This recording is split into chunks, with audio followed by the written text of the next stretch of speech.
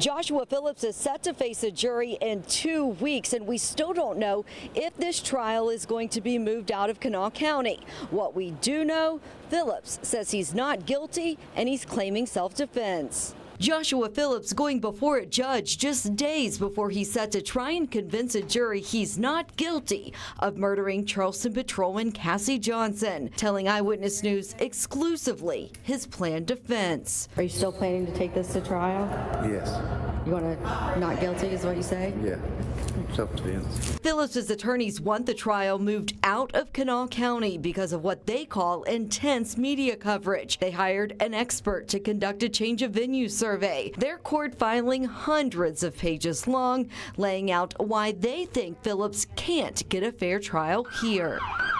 The state calling 3 Charleston police officers on scene that Tuesday in December 2020 when Johnson was responding to a parking complaint that spiraled into a drug investigation. Her mother and sister sitting intently in the front row as former Corporal Jarl Taylor recounted being the first to find her shot and lying on the ground. I heard her actually saying stop, and then you can hear the scruffling of the microphone.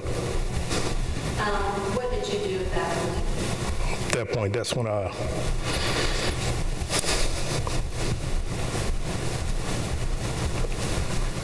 drove lights and sirens to that area. The defense didn't want the jury to hear evidence about 63 pills that were later found in Phillips's pants that had been removed while he was in an ambulance on the way to the hospital after being shot.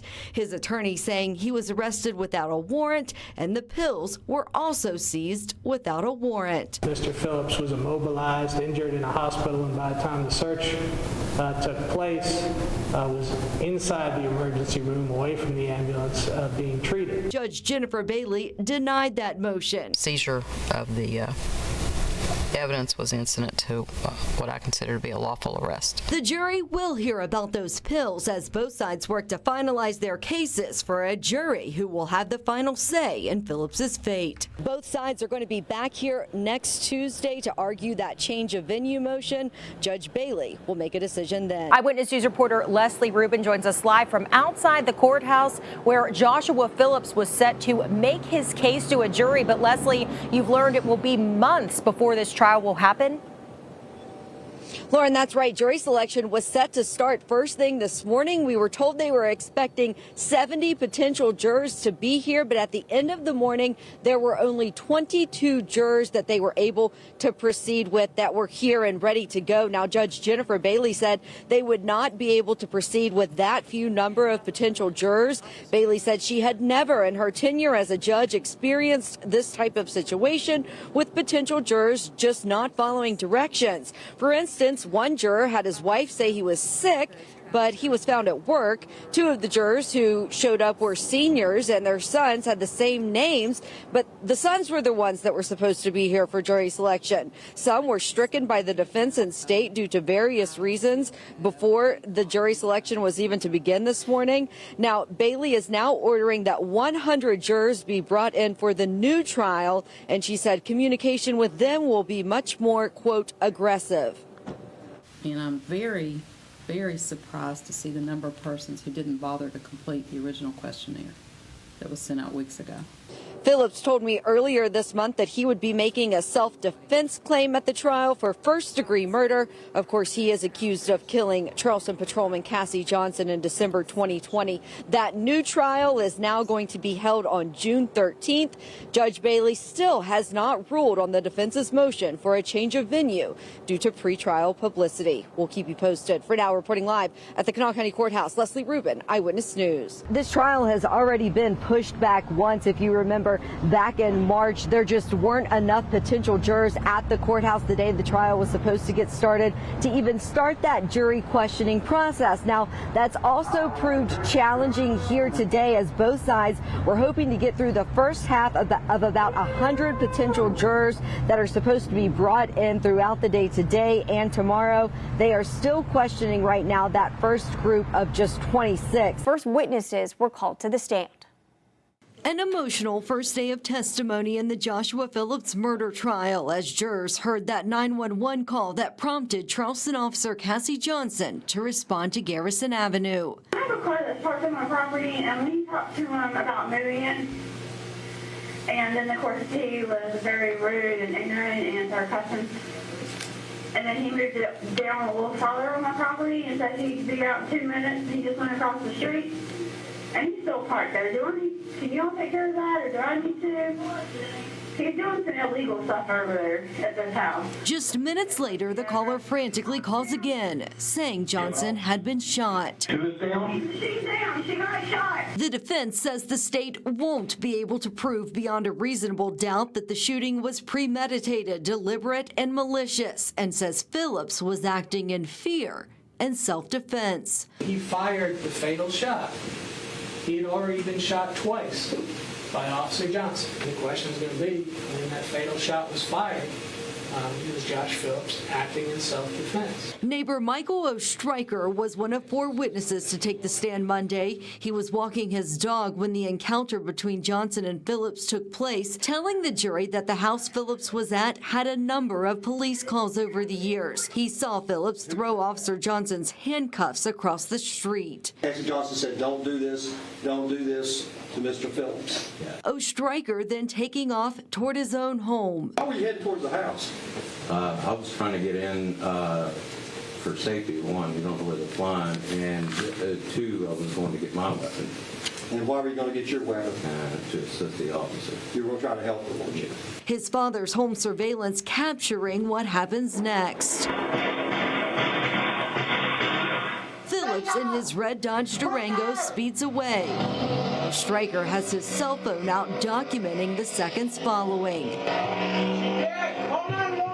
Johnson's family in the front row watching the gut-wrenching video of her lying face first in the street. Corporal Jarl Taylor was the first officer on scene. That's when I walked over to Nancy, and that's when I looked at her.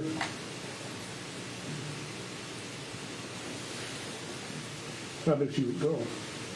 In Charleston, Leslie Rubin, Eyewitness News. And is live to bring us up to speed on the latest testimony and evidence given to the jury today. Leslie? Dave, Gina, these were videos that everyone knew were eventually going to be played, but it didn't make it any easier for Cassie Johnson's family and several police officers who were sitting in the front row to watch.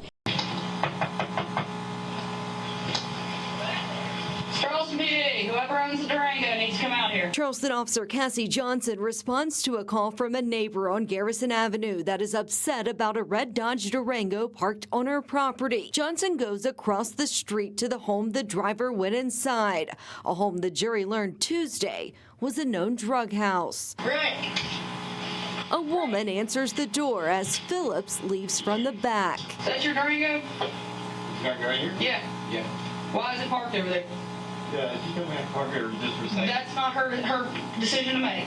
And the fact that you come out here and you cuss, listen to me, the fact that you come out here and you cuss somebody because they tell you to move your vehicle is not okay. Phillips goes to the SUV and Johnson follows. What were you doing in the house? I was bringing some food and stuff. You have anything on you I need to know about? No, because I know what goes on in that house. What goes on? I'm not stupid. The home belonged to Richard Chapman, testifying he was a longtime drug dealer, mainly meth, and a drug addict who had just sold Phillips 63 Klonopin pills for $200. Initially, he said he lied to police that Phillips was there to buy meth, but said he later came clean. Now he's serving time for drug charges in connection with this investigation. I was more concerned about that lady getting shot and killed. Were you? Yes, that was the most horrible thing I ever heard of. Outside, Phillips and Johnson argue about the parking situation, and she presses for more information about what he was doing there. I'm going to ask you again, do you have something on you I need to know about? There's nothing here. You willing to let me search pockets? Why do you search my pockets? Because you just came out of a meth house. A meth house? Yeah. Then the struggle. As Johnson tries to cuff him, he tosses those handcuffs across the street. Charleston Police Detective Chris Leoy explains to the jury what can be seen in still photos from Johnson's body camera and her cruiser's dash camera, the gun in Phillips's waistband, and the moments leading up to the shots being fired. Mr. Phillips, with his left hand on the holster and hand of Officer Johnson, preventing her from drawing her firearm. The audio cuts out because the camera malfunctioned in the altercation, but you then see the video go dark as Johnson falls to the ground. She was shot once. Phillips, shot twice, gets in the SUV and speeds away to his mother's home up the road, where police said he ignored commands to show his hands and get out of the still running and in gear SUV.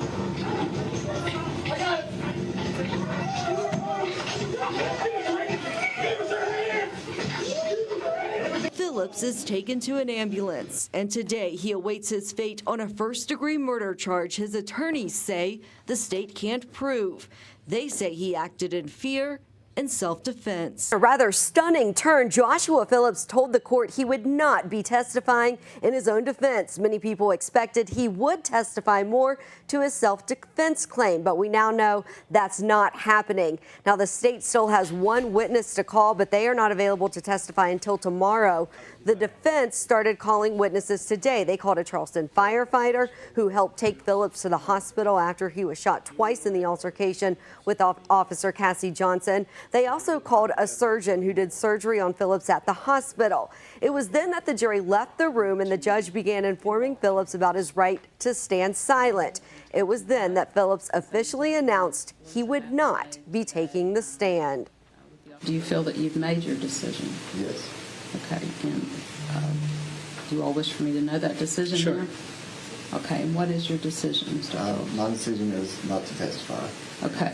Closing arguments and jury instructions are expected tomorrow after the state's final witness. The jury essentially could start deliberating this case as early as late tomorrow afternoon. Powerful closing arguments from the state today as they said that they have proved every element of first-degree murder in this case. The defense, though, is still sticking to that self-defense claim. They say Phillips was confused and in fear of his life when he shot and killed Charleston officer Cassie Johnson. And that's what this case will come down to. Will the jury side with the state believing that Phillips premeditated this murder? They're out there every day. Emotions high in the final day of testimony in the shooting death of a Charleston officer. Putting their lives on the line. A shooting Joshua Phillips's attorneys say was out of fear and self-defense. If you bought the defense in this case, ladies and gentlemen of the jury, I submit to you that any time a suspect thinks he's going to be handcuffed by the police, either rightly or wrongly, they have a right to kill that police officer. Phillips's attorneys adamant to the jury that he did not premeditate Officer Cassie Johnson's murder, an essential element of a first-degree murder conviction. Start unit. Stop! Let go of me! Stop. You better What stop. are you doing? You're trying to shoot me. I know what you're trying to do. I'm not trying to shoot you. You need to stop. On. It is on. Okay. It's been on. Turn your GoPro on. He's scared. You can hear it in his voice. He's saying he thinks she's going to shoot him, and he asked her to turn her body cam on. You're not planning and premeditating to kill a police officer if you're asking them to turn their body cam on. The jury told that premeditation means to think of a matter before it's done, not measured by an amount of time. He had to thumb the hammer back on it. Premeditation, cocking the gun, walking towards the officer, backing her, shooting. Bang, bang, bang, bang, bang, bang. Some people are afraid of police because police sometimes shoot people. Sometimes they put them on the ground and beat them and kick them, and sometimes they get shot. But we know that Joshua Phillips was afraid because you saw it and you heard it. The prosecutor fierce in his final words after 4 days of sometimes painful testimony. Ladies and gentlemen, jury, she had 15 rounds left in her magazine. 15 rounds. She could have shot him a dozen times as he laid there on the ground. But because she's a police officer trained not to shoot a suspect on the ground, she's dead. In Charleston, Leslie Rubin, Eyewitness News. As the wait for a verdict continues tonight, Leslie. Day Dave, the jury has been hard at work since 9 o'clock this morning. They have been deliberating, going over the evidence all day. Now, keep in mind, they also deliberated for about 2 hours yesterday. So in total, they've been at it for about 10 hours. It's a game of hurry up and wait here at the Kanawha County Courthouse for those who are waiting for any indication that the jury has come to a decision in this case. We are now on hour 15 of deliberations in the Joshua Phillips trial, and right now the family of Officer Cassie Johnson, they are waiting inside the courthouse, just wondering what the outcome of this trial will be. Verdict coming down after a trial that lasted more than a week. Eyewitness News reporter Leslie Rubin joins us live right now with what this means going forward. Leslie. Dave, the jury found Joshua Phillips guilty of second-degree murder. Basically, that's a lesser-included offense of first-degree murder. That means he faces a maximum of 40 years in prison on that charge. If they would have convicted him on the first-degree murder charge, he could have spent the rest of his life in prison, or he could have been eligible for mercy after 15 years if the jury would have agreed upon that. Now, the jury finding that they didn't believe Phillips premeditated Officer Cassie Johnson's murder, something prosecutors worked to prove otherwise. Phillips's defense all along that he was acting in fear and self-defense when he fired 6 rounds toward Johnson, the fatal shot hitting her in the neck.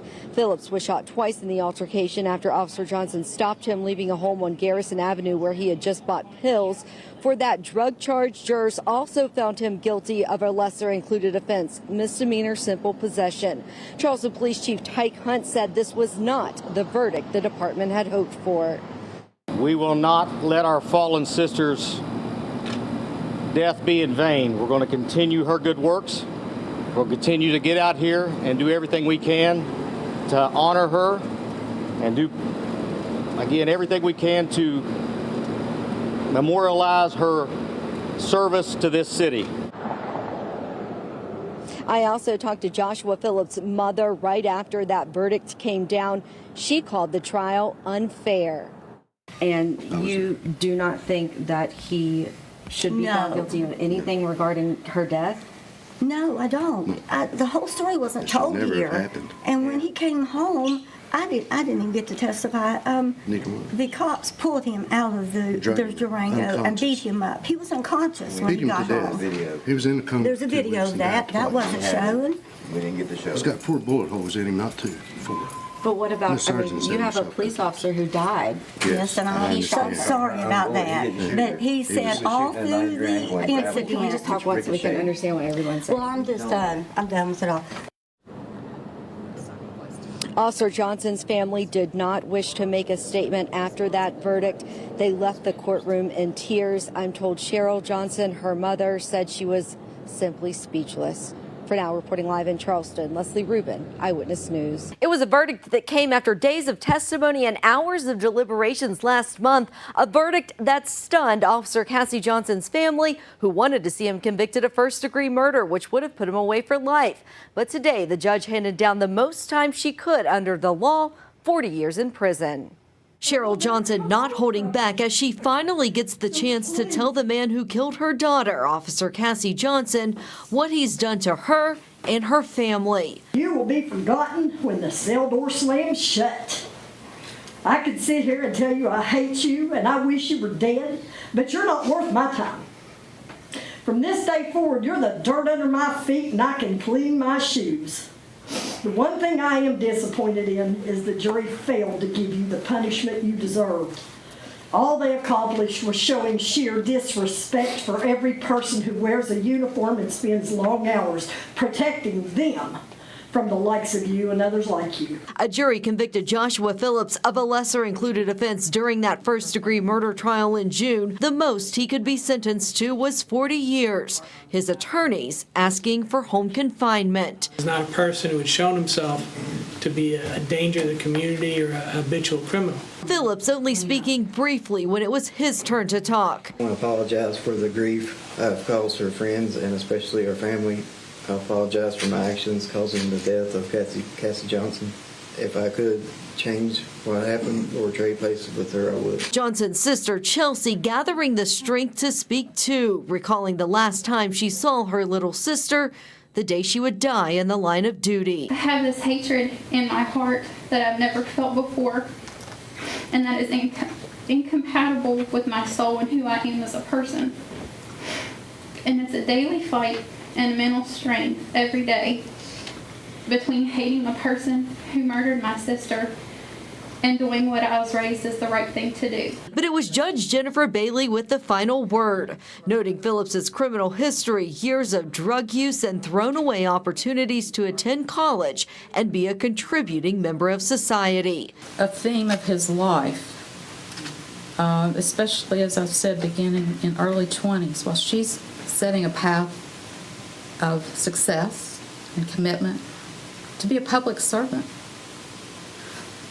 He chooses a life of illegal conduct, just on every level, in every way. Handing down that 40-year maximum sentence, Judge Bailey said she wanted the family to know that Cassie Johnson's sacrifice would not be forgotten. She was a hero. But I forgive you. I know for killing my beautiful child, because I know if I don't forgive you, I can't be forgiven, and I'll never see her again, and that's not going to happen. I'm going to see her again. Phillips was also convicted of a simple possession charge for those Klonopin pills. He'll serve 6 months for that. Now, I also talked to Phillips's mother after the hearing. She said they were going to appeal, but she wouldn't say on what grounds. You can see the entire hearing right now on our website and Facebook pages. Reporting live in the studio, Leslie Rubin, Eyewitness News.